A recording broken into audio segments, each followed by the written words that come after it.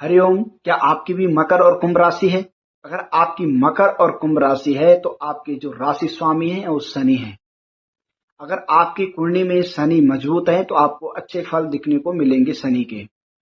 अगर आपकी कुंडली में शनि सही नहीं है तो इस समय शनि का जो फल है बिल्कुल गलत है।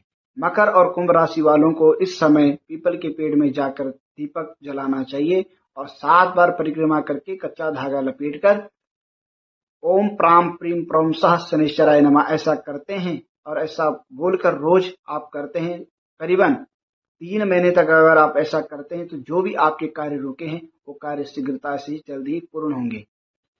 और आपको रोज हर शनिवार को तेल अर्पित करना है वो शनि महाराज को, ताकि आपका शनि अच्छा हो। इसलिए आप अपने शनि महाराज को प्रसन्न करें। हरिओम।